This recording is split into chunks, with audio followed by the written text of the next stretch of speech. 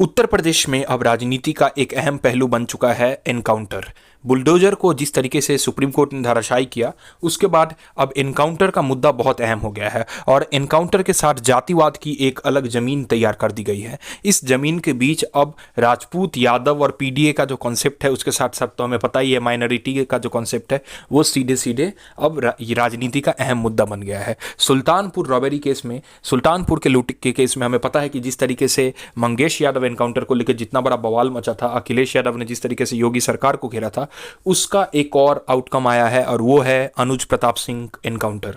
अनुज प्रताप सिंह जो एक राजपूत लड़के थे, उनका भी नाम इस केस में आया था कथित रूप से, और अब हमें यह पता चल रहा है कि मंगेश यादव के बाद उनका भी एनकाउंटर कर दिया गया है। हालांकि सूत्रों से यह पता चल रहा है कि वो थे या नहीं थे वो अलग बात है, लेकिन जो मेन हेड था इस टोटल केस का, उसके ऊपर टोटल 35 केस थे, लेकिन उस लड़के को मतलब उसका एनकाउंटर नहीं किया गया है। हालांकि इस लड़के को लेकर जो विक्टिम मतलब जिसका एनकाउंटर हुआ है, उनके परिवारों का कहना है कि उसके ऊपर सिर्फ एक ही मुकदमा था, सूरत का कोई केस लेकर, उसके अलावा अनुज के ऊपर कोई भी ऐसा केस नहीं था। लेकिन इस एनकाउंटर की वजह से सवाल और प्रश्न बहुत ज़्यादा उठने लगे हैं, क्योंकि क्या ये उस आउटकम का ये रेसिप्रोकेशन था कि क्योंकि मंगेश यादव को लेकर इतना बड़ा मुद्दा बना था, तो क्या ये वो यही था? लेकिन सुनिए क्या कहा उनकी बहन ने, जिन्होंने पहले ही प्रेडिक्ट कर लिया था कि उनके भाई को मार दिया जाएगा। यही अंदेशा जताया था।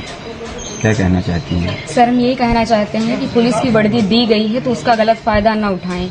जिसके ऊपर 36 केस है उसका भी इनकाउंटर करवा देते, जिसके ऊपर एक केस है बेगुनाह है उनका भी इनकाउंटर करवा दिए हैं ये लोग।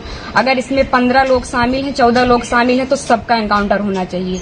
ये जो दिखाते हैं ना, ये कानून वास्तव में अंधा है, कोई इंसाफ नहीं मिल रहा है। हम लोगों के ऊपर क्या बीत रही है, हम लोगों की माँ भी नहीं है, पिता है हमारे बड़े भाई थे। अगर हमारे पिता कुछ हो गया तो हम लोग सारे कौन थे? हमारे भाई ही तो थे। उन लोगों ने उनका भी बेरहमी से एनकाउंटर कर दिया। अनुज प्रताप सिंह के तो बहन ने बता दिया कि उन्होंने पहले यूपी तक को बता दिया था कि उनके भाई का एनकाउंटर कर दिया जाएगा, क्योंकि घर में उन्हें वार्निंग दे दिया गया था। लेकिन इन सभी मुद्दों के बीच एक सबसे बड़ा प्रश्न यही उठता है, मेरा एक ही प्रश्न है, ना मैं किसी पार्टी का, ना किसी पुलिस या किसी भी कॉन्सेप्ट को नहीं सपोर्ट करने वाला, मेरा एक ही प्रश्न है, अगर जुडिशियरी है इस देश में, अगर इस देश में कचहरी है, कोर्ट व्यवस्था है, आईन व्यवस्था है, संविधान है, तो क्या पुलिस को सरकारी गोली का इस्तेमाल करना पड़ रहा है अब एक्शन लेने के लिए? क्या देश की कचहरी का अब कोई काम नहीं? क्या सारा मुद्दा अब पुलिस के ऊपर आ गया है? अब अगर सरकार ही कोर्ट चलाएगी और पुलिस ही अगर कोर्ट चलाएंगे तो सबसे बड़ा मुद्दा ये रहेगा, क्या अब न्याय रास्ते पर होने लगेगा? तो इन सभी मुद्दों को, इन्हीं प्रश्नों को लेकर मैं अब आगे, यही मेरा मेन प्रश्न है और यही मेरा मेन कारण है कि मैं ये एपिसोड बना रहा हूँ। हाँ, ये बात सही है कि किसी भी क्रिमिनल को बख्शना नहीं चाहिए, किसी भी क्रिमिनल को तुरंत सजा मिलना चाहिए, लेकिन इसका ये प्रतिक्रिया या फिर ये जो मेथड है, ये मेथड इम्प्लीमेंटेशन के मैं हमेशा से विरुद्ध हूँ और रहूँगा, क्योंकि सरकारी गोली से किसी का जान जाए, ये एक डेमोक्रेसी का प्रतीक नहीं हो सकता। कुछ भी हो, लेकिन एक डेमोक्रेसी का प्रतीक नहीं हो सकता। और ये तो हमें भी पता है कि पुलिस कस्टडी में किसी भी इंसान का खून नहीं किया जाना चाहिए, किसी के ऊपर भी गोली नहीं चलना चाहिए, पुलिस को वो राइट नहीं है।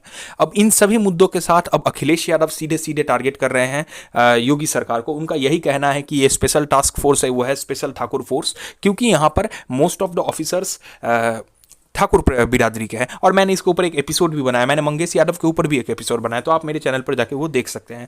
लेकिन इन सभी मुद्दों की वजह से अब उत्तर प्रदेश की राजनीति बहुत ज़्यादा घिर गई है, क्योंकि ठाकुर और पीडीए का जो ये अपर कास्ट और लोअर कास्ट वोट का जो कॉन्सेप्ट है, ये सीधे सीधे अब जो उपचुनाव 10 सीटों पर होने वाले हैं उनका एक अहम पहलू बनने वाला है। लेकिन इन सभी पहलू के बीच क्या मंगेश यादव एनकाउंटर जो हुआ, वो जो इनकाउंटर हुआ, उसके बाद ये लगातार 2 एनकाउंटर 3 एनकाउंटर जैसे भी हो, लेकिन ये जो लगातार 2 एनकाउंटर हुए, इसमें क्या ये जातिवाद का फ्रेम इंपॉर्टेंट है या फिर ये कोइंसिडेंस है?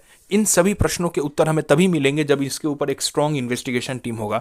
लेकिन इन इनकाउंटर की वजह से मत भूलिए 1960 से लेकर आज तक कई बार उत्तर प्रदेश पुलिस को घेरा गया है, और ये आज से नहीं, मायावती मुलायम सिंह के टाइम से ही चले आ रहा है। तो इन सभी मुद्दों को लेकर अगर आईन व्यवस्था को सही नहीं किया गया तो ऐसे केसेस हमें देखने को मिलेंगे। और क्या ये बुलडोजर एक्शन बंद होने का एक नया मॉडल है कि एनकाउंटर एक्शन को ज़्यादा प्रमोट किया जाए? इन सभी प्रश्नों के उत्तर हमें आने वाले दिनों में पता चल जाएंगे। आशा करता हूँ मेरा ये रिपोर्ट आपको अच्छा लगा। जय हिंद, जय भारत।